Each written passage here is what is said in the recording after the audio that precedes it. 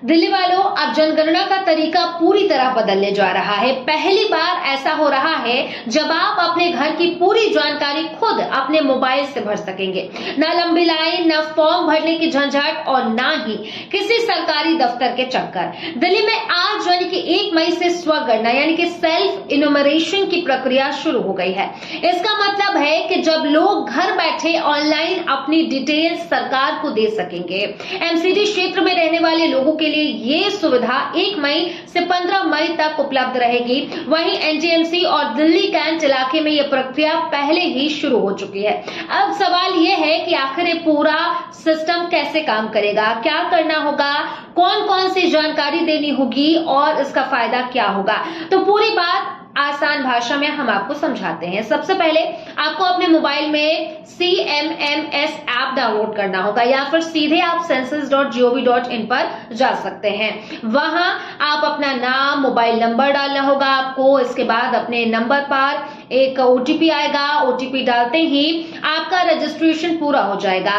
अब यहां से शुरू होगा असली प्रोसेस। आपको अपना जिला चुनना होगा, पिन कोड डालना होगा, अपने गांव, कस्बे या फिर इलाके की पूरी जानकारी देनी होगी और इसी के साथ आसपास के किसी बड़े लैंडमार्क यानी कि पहचान वाली जगह की डिटेल भी भरनी होगी और उसके बाद आपके सामने एक डिजिटल मैप खुलेगा। इस मैप पर आपको अपने घर की सही लोकेशन मार्क करनी होगी। अब सिस्टम आपके एक एक करके सवाल पूछेगा और यही सवाल तय करेंगे कि आपके घर और परिवार की स्थिति क्या है।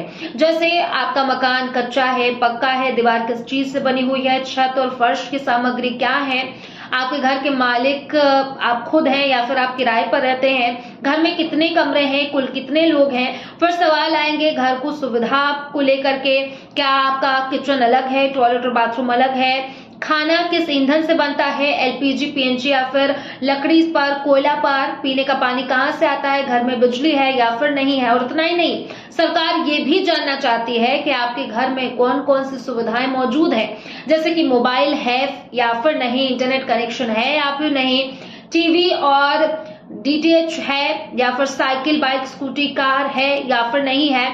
यानी कि इस बार सिर्फ लोगों की गिनती नहीं होगी बल्कि लोगों की जीवन शैली, रहन सहन और बुनियादी सुविधा का पूरा डेटा तैयार किया जाएगा।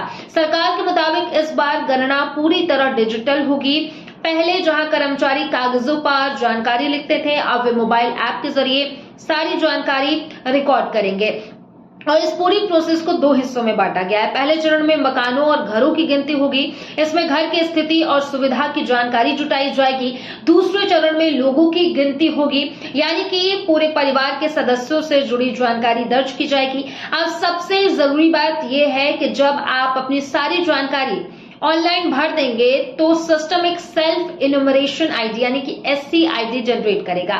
ये आईडी आपके मोबाइल नंबर या फिर ईमेल पर भेजी जाएगी और इसे संभाल कर रखना बेहद जरूरी है क्योंकि जब बाद में सरकारी जनगणना कर्ता आपके घर आएंगे तो आपको यही SC आईडी उनको दिखानी होगी और इसके बाद वो आपकी जानकारी का सत्यापन करेंगे। सरकार का कहना है कि इस पूरी प्रक्रिया में लोगों की प्राइवेसी का खास ध्यान रखा जाएगा।